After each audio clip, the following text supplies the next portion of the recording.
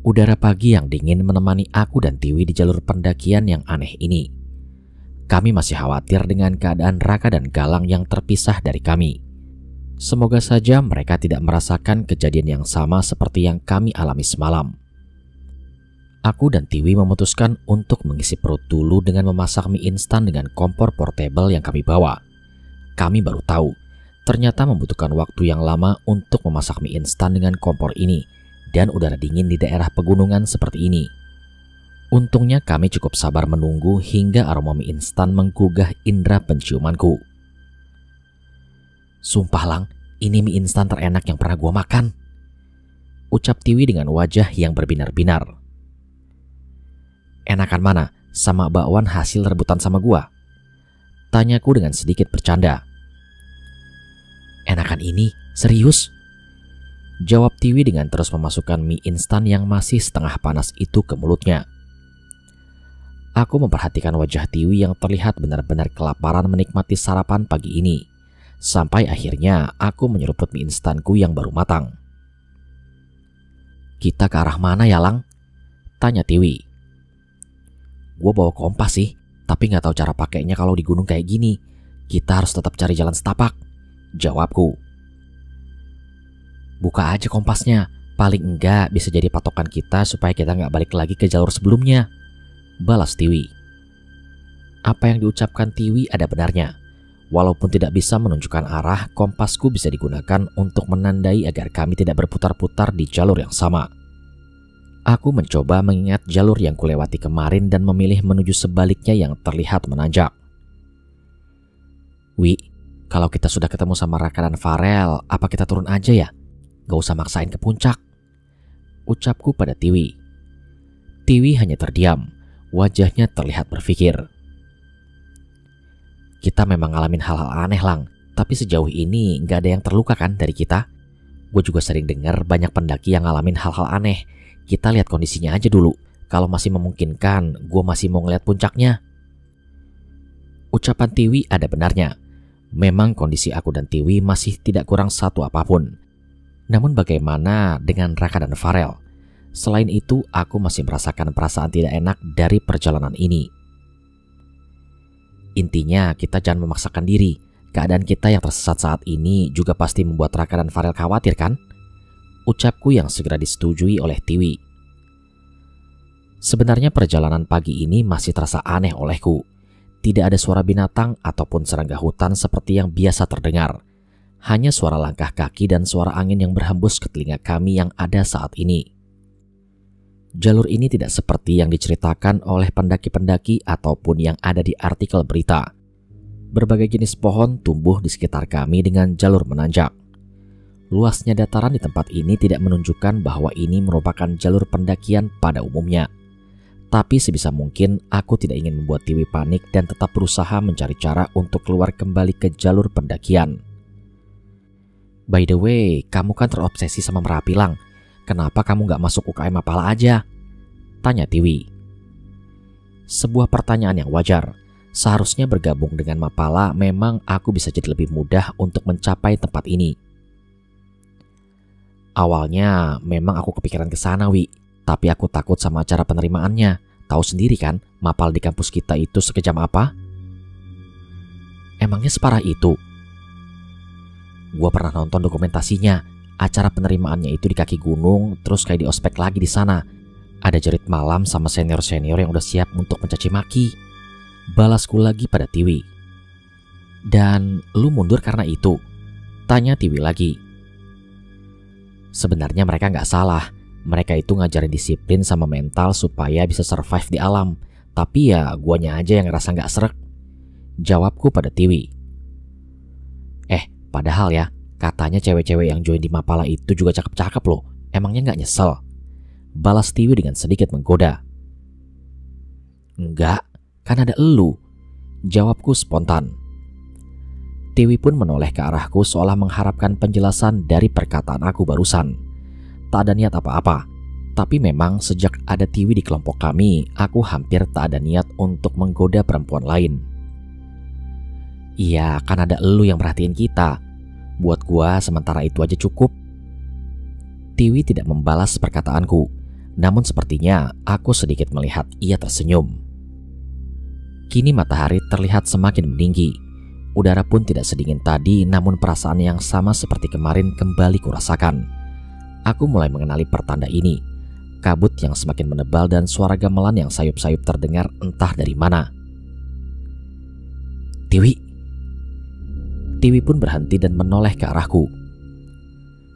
Jangan jauh-jauh. Jangan sampai kita terpisah. Firasatku gak enak lagi. Jelasku pada Tiwi. Apa karena kabut ini? Tanya Tiwi.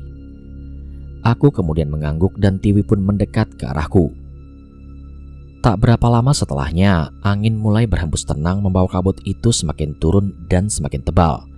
Aku menyadari jarak pandang kami pun semakin lama semakin sempit. Kami tidak lagi bisa melihat posisi pohon yang berada jauh dari tempat kami berada. Tiwi berinisiatif menggandeng tanganku agar tidak terpisah. Kini kami benar-benar berhati-hati. Kabut ini mungkin adalah kabut yang sama dengan yang membuat aku terpisah dari yang lainnya. Galang, apa nggak bahaya kita terus jalan di kabut setebal ini? Tanya Tiwi. Kita hati-hati aja, Wi. Kalau semakin bahaya, kita putuskan nanti. Lagi pula kemanapun arah kita, hanya kabut ini yang terlihat. Jawabku yang sebenarnya juga ingin segera pergi dari situasi ini. Di tengah-tengah perjalanan kami, tanpa sadar kami sampai di suatu tempat yang menyerupai hutan dengan pepohonan yang sudah kering. Aku tak dapat melihat ujung pohon di hutan ini dengan jelas karena di dalam kabut setebal ini. Kami pun mulai berjalan perlahan. Suara gamelan masih saja terdengar mengiringi kami. Sangat dapat kupastikan ada hal mengerikan di hutan ini yang membuat bulu kuduku berdiri hingga tubuhku tak berhenti merinding. Akhirnya perasaan itu terjawab saat samar-samar aku melihat bayangan dari dalam kabut berwujud seperti manusia tergantung dan berayun-ayun hampir di setiap pohon di dalam hutan itu. Aku ingin memastikan apakah itu manusia atau bukan. Namun tunggu dulu, tubuh yang menggantung itu tidak memiliki kepala. Aku pun memutuskan untuk tidak mencari tahu lebih lanjut dan mencoba fokus untuk mencari jalan keluar dan menggenggam tangan Tiwi dengan lebih erat. Gak usah dilihatin ya, Wi, kita cepat-cepat aja cari jalan keluar dari hutan ini. Ucapku setengah berbisik kepada Tiwi. Gue ikutin lu aja, Lang. Gue gak berani lihat ke atas. Balas Tiwi yang terus merunduk sambil menggenggam tanganku. Jantungku berdegup dengan kencang, namun aku berusaha agar tetap tenang supaya Tiwi tidak lebih panik. Tapi tetap saja, siapa yang bisa tenang saat berada di tengah hutan yang berselimut kabut dengan berbagai sosok mengerikan tergantung di atas pohon, sambil ditemani dengan suara gamelan yang mendayu dengan perlahan. Kemudian tiba-tiba saja tangan Tiwi menggenggam dengan sangat erat. Aku merasakan tangannya gemetar tak karuan, hingga akhirnya aku pun memutuskan untuk berhenti memastikan keadaannya. Kepala, Lang. Tiwi pun berusaha menahan rasa takutnya. Aku pun masih meraba apa yang ia maksud. Di sekitar kita banyak kepala yang merhatiin kita, Lang.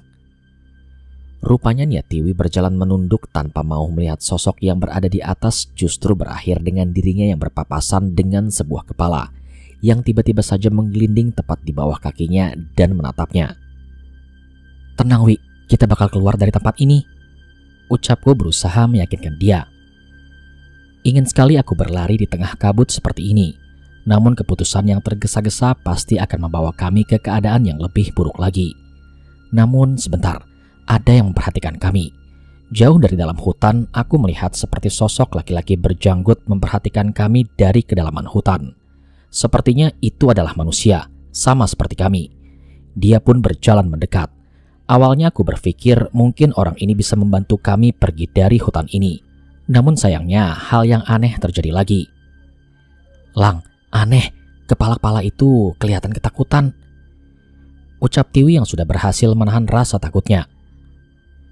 Bener, Wi, tubuh yang tergantung di atas itu seperti memberikan reaksi yang aneh. Tambahku pada Tiwi. Kami mulai ragu untuk mendekati orang itu. Tapi jika bukan dia, apa ada lagi yang bisa membantu kami keluar dari tempat ini? Sebenarnya aku berniat mengambil risiko untuk menghampirinya. Namun Tiwi menarik tubuhku sekuat tenaga. Jangan, Lang. Mungkin orang itu bisa nolong kita, Wi. Lebih baik kita pergi aja. Kita coba cari jalan keluar sendiri. Ayo Lang, sebelum dia makin mendekat. Ucap Tiwi setengah memohon. Awalnya aku tidak berniat mendengarkan ucapan Tiwi. Namun sebelum aku melangkah, tiba-tiba terlihat aku mendengar langkah kaki dari arah sebaliknya. Spontan aku menoleh dan terlihat sosok lain di sana yang berjalan dengan memanggul sebuah tas keril besar. Tiwi, itu ada pendaki lain, ucapku pada Tiwi. Kemudian Tiwi melongokkan wajahnya ke arah tempat aku menunjuk. Iya Lang, itu pendaki, balasnya dengan senyum lega. Kami pun segera mempercepat langkah kami untuk mengejar orang itu. Semakin lama terlihat semakin jelas sebuah tas keril besar berwarna oranye yang dibawa oleh orang itu. Dia terus berjalan melalui jalur yang sepertinya sangat dia kenal. Kini tidak seperti tadi. Kami seperti mulai keluar dari hutan dan kembali ke jalan setapak yang berbentuk seolah sering dilalui. Mas! Teriakku mencoba memanggil orang itu, namun ia terus berjalan seolah tidak mendengarkanku. Ia terus berjalan dengan semakin cepat, menaiki jalan yang beberapa kali dihalangi oleh jalan bebatuan. Pohon-pohon tinggi yang tadi mendominasi di sekitaran kami perlahan tidak terlihat lagi dan berganti dengan jalan bebatuan. Aku pun mulai melihat kembali jurang-jurang di sisi jalan yang kami lewati. Sosok kakek berjanggut panjang yang sebelumnya menghampiri kami pun sudah tidak terlihat lagi. Mas, berhenti mas! Teriakku pada orang itu. Iya mas, tolong berhenti. Kita ikut sampai pos terdekat ya, tambah Tiwi. Seolah mulai bereaksi terhadap panggilanku, pendaki itu pun berhenti. Aku cukup lega dan sejenak menarik nafas dan berjalan dengan sedikit lebih santai setelah cukup lelah mengejarnya tadi. Maaf mas, mau merepotkan, sepertinya kami tersesat, ucapku yang sudah semakin dekat dengan pendaki itu. Anehnya sebelum mencapainya, pendaki itu berjalan lagi, dan kali ini berjalan lebih cepat. Aku dan Tiwi berpandangan sebelum akhirnya mempercepat langkah kami untuk menyusulnya. Sampai suatu ketika, pendaki itu menembus sebuah semak yang cukup lebat. Aneh, kami mengikuti jalan yang sama dengan pendaki itu. Namun tepat saat kami melewati semak itu, pendaki itu tidak terlihat lagi oleh kami. Lang, pendaki itu hilang. Gue yakin banget arahnya ke sini, Wi. Gak mungkin bisa hilang secepat itu, jawabku dengan yakin. Coba lihat itu Lang, itu kayak desa bukan sih? Tanya Tiwi sambil menunjuk pada suatu tempat yang terlihat berdiri beberapa bangunan. Iya, ada rumah-rumah, tapi kayaknya jadul banget bangunannya, balasku pada Tiwi. Aku tidak pernah menyangka bahwa ternyata ada desa di jalur pendakian Merapi ini. Sebuah desa dengan bangunan rumah-rumah yang terpisah oleh lahan kebun dan terlihat masih sangat asri. Hampir tidak ada kabel listrik berseliweran di sana. Gue gak pernah tahu ada desa tertinggal di Merapi, tapi setidaknya mereka harusnya bisa memberitahu kita arah untuk ke jalur yang benar kan, Wi? Aku meminta pendapat pada Tiwi. Iya Lang, sekalian aja kita ngisi air, ucap Tiwi sambil memamerkan botol minumnya yang airnya hanya tinggal seperempat. Kami berjalan melewati sebuah jalur rerumputan yang memisahkan desa ini dengan tempat kami berada tadi. Namun sebelum sempat masuk ke desa, samar-samar aku merasakan ada seseorang seolah berdiri jauh di belakang kami. Aku menoleh ke belakang untuk sekedar memastikan. Tiwi pun spontan melakukan hal yang sama saat melihat reaksiku. Dan saat itu kami melihat hal yang sama. Di perbatasan hutan tempat kami melihat berbagai sosok di balik kabut, berdiri seorang pendaki menggunakan tas keril oranye besar menghadap ke arah kami. Kini kami tahu mengapa ia tidak pernah menengok saat kami panggil, karena sekarang kami bisa melihat pendaki itu dengan sangat jelas. Ia masih berdiri menghadap ke arah kami dengan memegang tali ransel di pundaknya, namun tanpa ada kepala yang menempel di lehernya. Namun anehnya, aku tidak merasa takut saat mengetahui kenyataan ini. Mungkin karena di satu sisi keberadaannya menyelamatkan kami dari dalam hutan mengerikan itu. Sebenarnya aku masih penasaran, apakah pendaki itu memang bergentayangan di sekitaran hutan ini, atau ia memang bermaksud ingin membantu kami keluar dari hutan dan menjauh dari sosok kakek berjanggut itu. Yang pasti aku merasa terselamatkan dengan kehadirannya. Sebuah desa yang jauh dari kesan modern berada di hadapan kami. Gapura desanya pun terbentuk sederhana dari bambu yang sebenarnya terlihat mulai rapuh. Walau sudah memutuskan untuk masuk ke desa itu, entah mengapa tubuh kami masih merasa ragu untuk melangkah.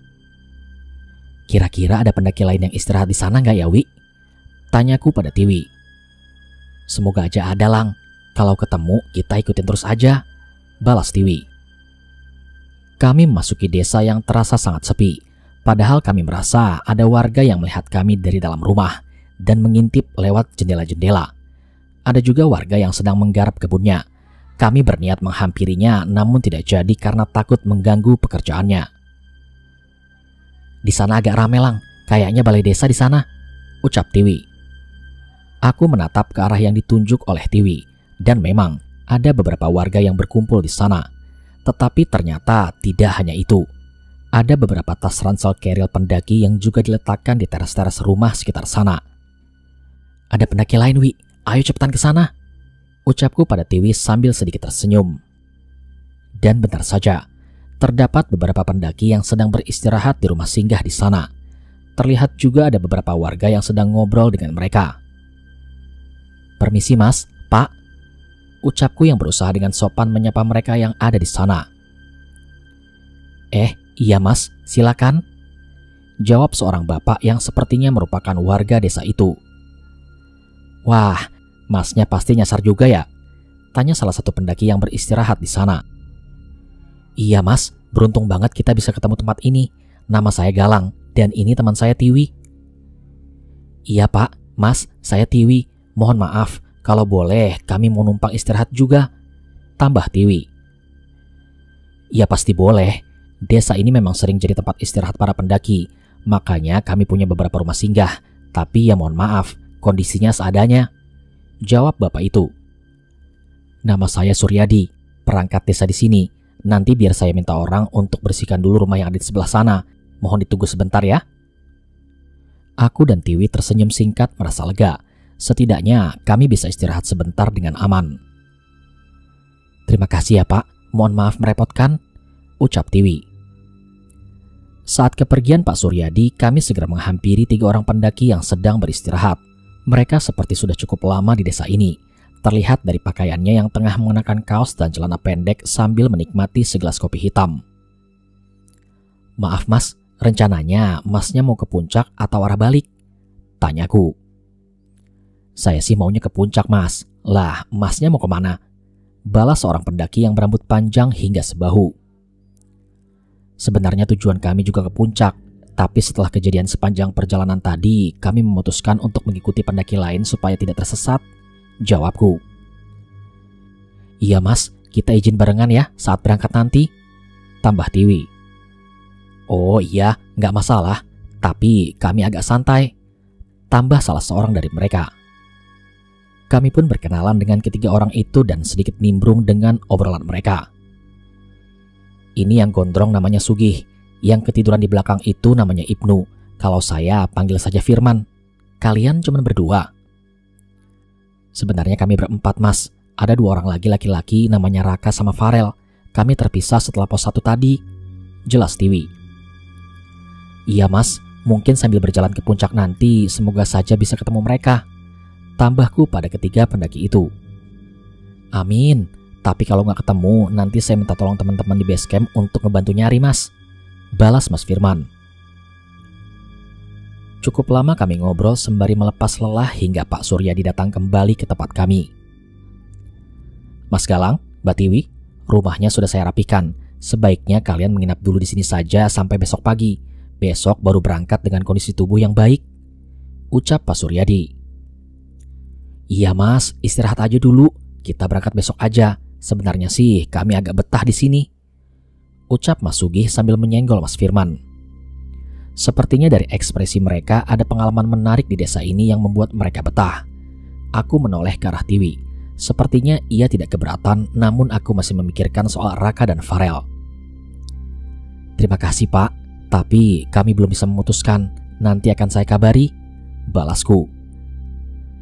Pak Suryadi pun mengerti dengan keadaan kami dan segera mengantarkan kami ke salah satu rumah yang tak jauh dari balai desa. Ada 2 kamar di bangunan kayu ini dan dapur kotor di belakang. Namun seperti yang kuduga, sepertinya kamar mandinya terpisah dari rumah ini seperti pada rumah-rumah pada zaman dahulu. Kami masuk ke dalam dan meletakkan tas kami di tikar yang telah digelar di ruangan tengah. Aku melihat sebuah lampu minyak yang terpasang di dinding ruangan itu. Sepertinya kalaupun menginap, lampu inilah yang akan jadi penerangan selama malam nanti.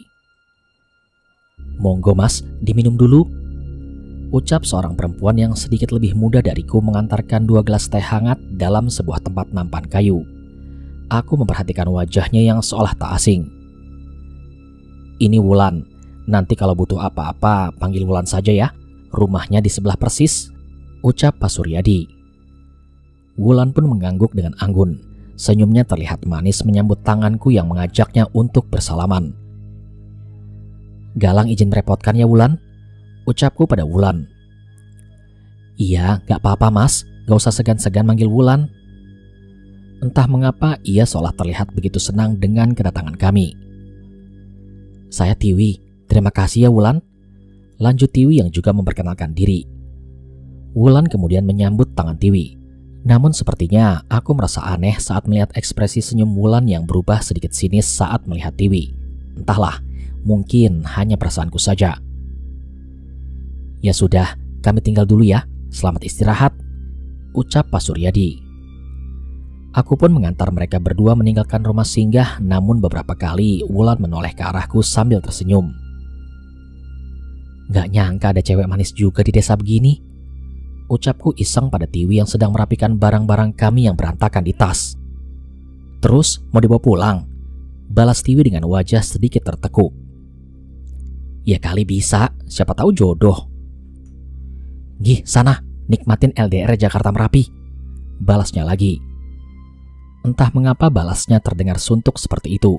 Hal itu malah membuat aku menjadi semakin ingin menggodanya. Jadi jutek gitu. "Ya enggak lah, bercanda. Susah buat move on dari cewek perhatian kayak lu," balasku sambil memainkan rambut Tiwi. Seketika saat itu juga wajah jutek Tiwi pun berubah. "Bawel, ganti baju sana, keringat lu itu bau," balasnya lagi sembari melempar handuk yang sudah dikeluarkan dari tasku. "Sabar napa, nyeruput dulu," balasku yang memilih untuk santai menyeruput teh hangat itu dulu sebentar. Sebuah bangunan yang hanya tertutup kayu seukuran bahu terlihat di belakang rumah.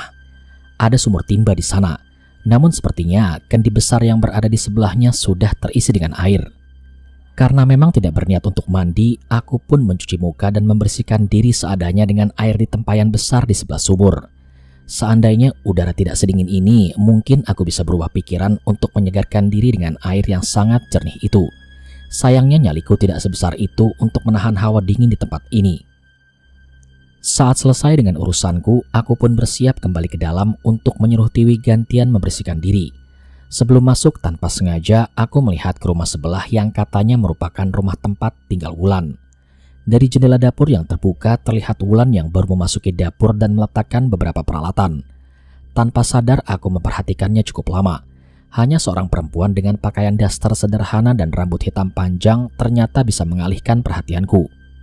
Jantungku berdegup dengan kencang saat Wulan menyadariku dan melemparkan senyumannya yang manis dari balik jendela dapurnya. Aku yang sedikit malu segera buru-buru kembali ke dalam rumah untuk membantu Tiwi. "Kenapa lu senyum-senyum sendiri?" tanya Tiwi yang heran melihat kelakuanku. "Enggak Wi, enggak ada apa-apa," jawabku. Alasan, kayak gua gak kenal lu aja," balas Tiwi.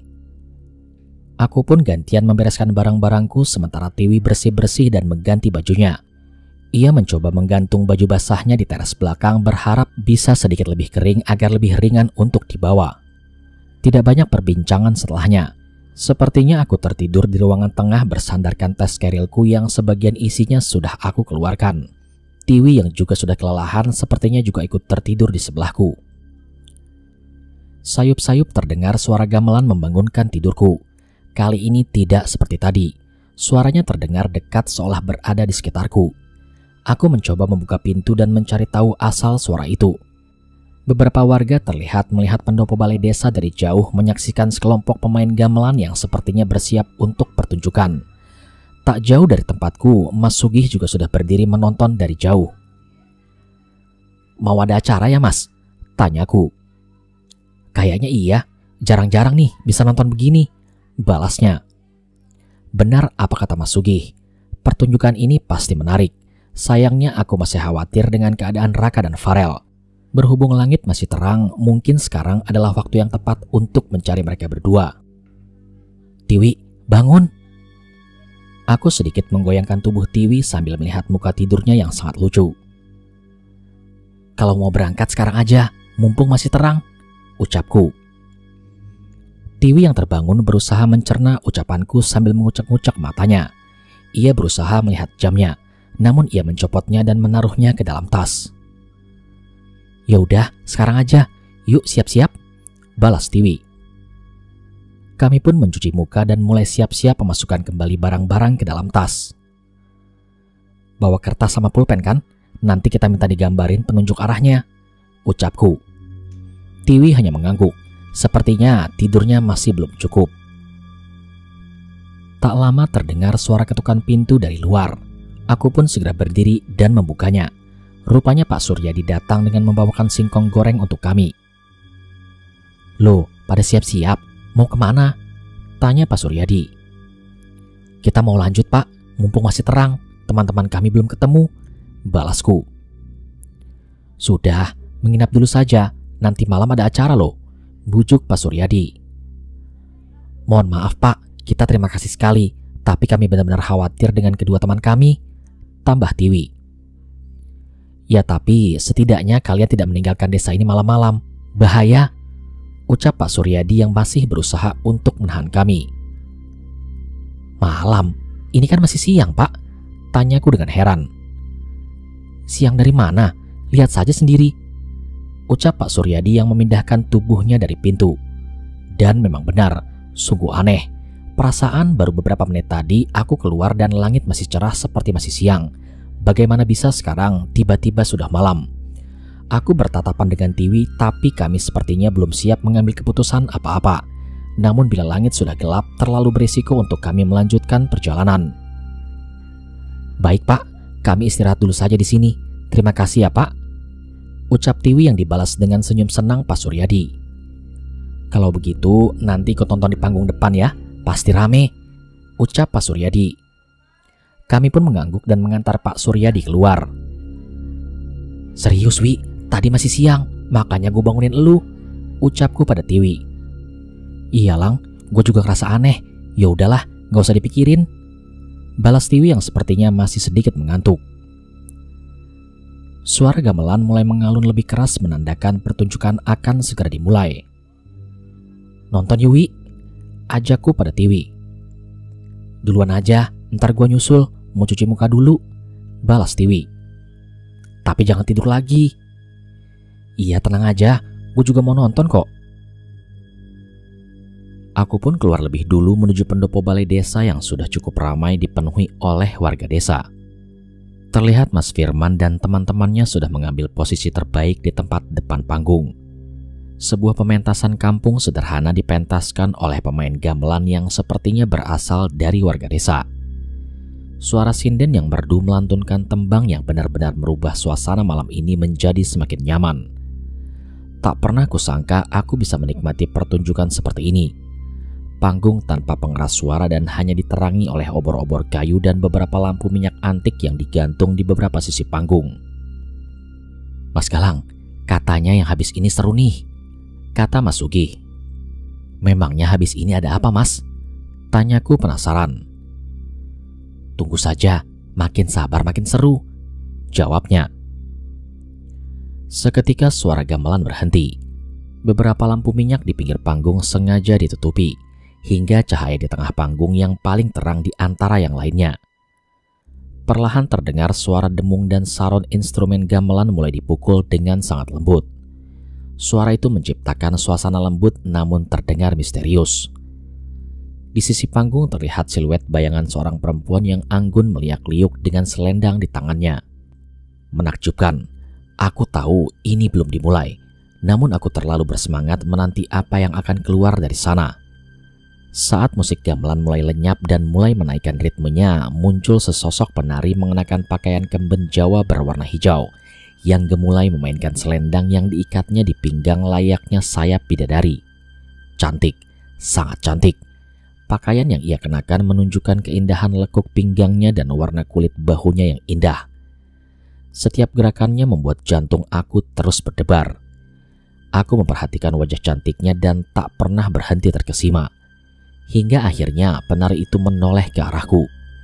Namun tak seperti sebelumnya. Kini ia tersenyum dan itu menambah kecantikannya berlipat-lipat. Jelas aku kenal senyuman itu. Penari itu adalah Wulan. Aku tak pernah menyangka ia akan terlihat secantik bidadari. Jantungku berdegup dengan kencang. Perasaan panas dingin mulai muncul setiap ia menatap dan meliukan tubuhnya seolah tarian itu ditunjukkan untukku. Seneng ya lihat gituan? Tiba-tiba tangan Tiwi muncul meraup wajahku yang tengah mengagumi tarian Wulan. Seneng lah Wi, ini kan seni, ucapku memberi alasan. Sepertinya Tiwi juga senang melihat acara ini. Ia juga terkesima melihat gelak tari Wulan yang membuat seluruh warga terpana. Namun setelah keberadaan Tiwi, Wulan seperti terlihat berbeda seolah senyumnya kembali tertahan. Semuanya bertepuk tangan saat tarian Wulan selesai. Sebuah pertunjukan sederhana yang ternyata bisa terasa seistimewa ini. Beberapa sinden sudah bersiap untuk melanjutkan acara. Sementara aku mulai melihat Tiwi mengusap tangannya seperti kedinginan. Jaket lu di mana? Tanyaku. Di rumah, masih basah, jawab Tiwi. Spontan aku melepas jaketku dan menyerahkannya kepada Tiwi. Nih, pakai dulu, biar gue ambilin sekalian gue ke kamar mandi, ucapku pada Tiwi. Aku berdiri meninggalkan Tiwi dan berjalan menuju rumah. Dengan membawa lampu minyak di ruangan tengah untuk mencari jaket Tiwi yang sepertinya masih tergantung di belakang. Terlihat jaket abu-abu milik Tiwi tergantung. Aku pun mengecek sisi dalamnya dan ternyata sudah kering. Sepertinya bisa digunakan oleh Tiwi. Mas Galang? Terdengar suara perempuan memanggilku dari tempat yang tidak begitu jauh. Aku menoleh ke arah rumah di sampingku dan benar dugaanku, itu adalah suara Wulan. Wulan, kok kamu di sini? Tanyaku pada Wulan. Bukan kedatangannya saja yang membuat aku kaget. Namun Wulan menemuiku masih dengan pakaian lengkap saat ia menari tadi dengan riasan yang sama sekali belum berubah. Rumah Wulan kan di sebelah. Pas mau pulang, malah ngeliat Mas Galang di sini. Jawabnya dengan senyum yang lucu. Iya sih, tapi kok kamu masih pakai pakaian pentas tadi? Tanyaku yang mulai salah tingkah melihat kecantikannya yang hanya ku dapat lihat di panggung tadi namun kini tepat di depan mataku. Emangnya kenapa Mas Galang? Kirain Wulan cantik kalau pakai baju begini. Tanyanya sambil memutar-mutar tubuhnya hingga selendang dan beberapa bagian bajunya berterbangan dan terlihat mengesankan. Cantik kok Wulan, cantik banget. Mas aja sampai gak rela ngedip. Jawabku yang memang tidak bisa berbohong melihat kecantikan Wulan. Yang benar Mas. Wulan semakin mendekat ke arahku. Semakin dekat dengan memamerkan ornamen-ornamen bajunya yang berkilau dengan indah. Namun menurutku itu tetap tidak seindah kulit putih bahunya yang terlihat semakin indah dengan jarak sedekat ini. Mas Galang suka lihat Wulan begini? Tanyanya dengan tatapan menggoda dengan wajahnya yang menatap ke arah wajahku yang sedikit lebih tinggi darinya. Kini jantungku semakin berdegup dengan kencang. Tubuh Wulan sekarang sedekat rangkulan tanganku. Ingin rasanya aku memeluk dirinya yang secantik bak bidadari. Apalagi wangi tubuh Wulan benar-benar membuat aku sangat nyaman. Ih, muka Mas Galang merah, ucap Wulan. Sontak aku sedikit malu karena tidak bisa menahan kekagumanku. Iya Wulan, udah gak usah ngeledekin. Ini aja gak bisa berhenti deg-degannya, jawabku dengan jujur. Masa sih? Coba Wulan dengerin. Tanpa ancang-ancang, tiba-tiba Wulan menempelkan telinganya ke dadaku. Sosok wanita cantik yang sedari tadi membuat aku kagum kini berada di dadaku. Tanpa sadar kedua tanganku memeluk tubuhnya. Bentuk tubuhnya yang indah membuat aku tak ingin melepaskan tubuhnya. Bukannya marah, ternyata Wulan malah membalas pelukanku. Tangannya yang indah kini melingkar di pinggangku. Beberapa saat aku menikmati kenyamanan itu tanpa bereaksi sedikit pun. Mas Galang mau sama Wulan. Tiba-tiba Wulan mengatakan kalimat itu dengan wajah yang malu-malu. Suaranya benar-benar membuat aku tak bisa berpikir panjang. Kedua tangan Wulan menyentuh pipiku hingga tatapan mata kami saling berpandangan. Matanya yang jernih dengan bibir kecilnya yang merah kini hanya berada 1 jengkal dari wajahku. Namun saat itu aku mulai merasakan sesuatu yang aneh berada di dekatku. Sesuatu seperti menatapku dari suatu tempat. "Kenapa Mas Galang?" tanya Wulan yang heran dengan ekspresiku. Namun aku tidak menjawab dan terus menoleh ke arah sekitar hingga akhirnya di satu sisi jauh di belakang Wulan terlihat sosok yang aku kenal. Tas oranye dengan jaket coklat muda, si pendaki tanpa kepala. Entah mengapa ia ada di sana, seolah ia ingin menyampaikan sesuatu. "Mas Galang, kenapa?" tanya Wulan yang sambil menoleh ke arah sekitaran juga. Enggak apa-apa," jawabku. Setelah melihat sosok pendaki itu, tiba-tiba aku teringat sosok yang kulihat di mimpiku sebelum aku berangkat. Aku juga teringat sosok penari yang diikuti oleh berbagai jenis setan. Aku melihat Wulan.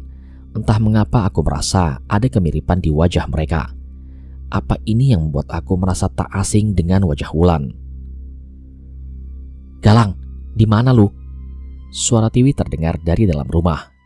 Wajah Wulan terlihat cemberut, namun sepertinya ia ingin menyembunyikannya dari hadapanku.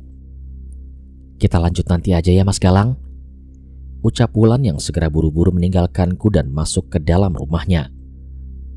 Sepeninggal Wulan samar-samar aku melihat si pendaki tanpa kepala berjalan ke salah satu arah di sudut desa. "Ngapain lu Lang?" tanya Tiwi. Aku pun cukup bingung menjawab pertanyaan dari Tiwi. Tidak mungkin aku menjawab sesuai kejadian tadi. Tiwi pasti akan memarahiku habis-habisan bila mengetahui hal tadi. "Pendaki tadi muncul lagi, Wi. Dia jalan ke arah sana," ucapku sambil menunjuk ke salah satu arah perbatasan desa dan hutan. "Sama, aku juga diliatin. Kayaknya dia mau memberitahu sesuatu." Belum sempat berpikir panjang, dari belakang rumah singgah yang ditempati oleh Mas Firman dan kawan-kawannya tiba-tiba mulai ramai. Lampu rumahnya menyala dan terlihat sedang buru-buru. Kami pun menghampiri ke sana dan menanyakan apa yang terjadi. "Mas Firman, ada apa? Kok buru-buru?" tanyaku. Mas Firman segera memegang bahuku dan menatap aku dengan wajah pucat. "Cepat beresin barang-barang, kita pergi dari sini," ucap Mas Firman. "Jelasin dulu Mas, ada apaan?" tanyaku. "Lu lihat sendiri aja deh dekat panggung," perintah Mas Firman. Aku dan Tiwi pun segera berjalan ke balai desa dan mengintip dari sisi rumah. Dan kali ini tidak hanya warga desa saja yang menonton pementasan itu. Saat ini di berbagai sudut desa sudah berkumpul sosok menyerupai pocong menyaksikan pementasan tadi dari atap rumah. Siluman ular berbadan manusia yang melilit di tiang-tiang rumah, hingga makhluk seperti manusia kurus yang bergerombol di dekat panggung dengan merayap. "Itu apaan?" tanyaku pada Mas Firman. "Mana kami tahu, pementasan ini sepertinya memang untuk memanggil mereka," ucap Mas Firman. "Lang, gue pernah dengar tentang desa gaib di Merapi. Jangan-jangan..." Wajah Tiwi kini mulai terlihat pucat. Udah, jangan mikir aneh-aneh lagi," potongku. Tanpa bertanya lebih banyak, aku dan Tiwi segera berlari ke rumah dan membereskan tas kami.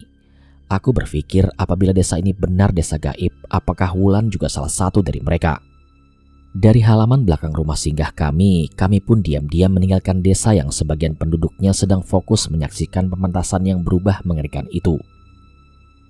"Kita ke arah mana?" tanya Ibnu kepada teman-temannya. "Nggak tahu, nggak mungkin juga kita balik ke hutan tadi," jawab Mas Sugi. Terlihat mereka semakin bingung. Aku mengingat arah pendaki tanpa kepala tadi pergi dan segera memeriksa ke tempat itu. Benar, di sana ada jalan. Aku pun menceritakan secara singkat kejadian saat kami bisa lolos dari hutan itu dan kemunculan pendaki tanpa kepala itu lagi barusan.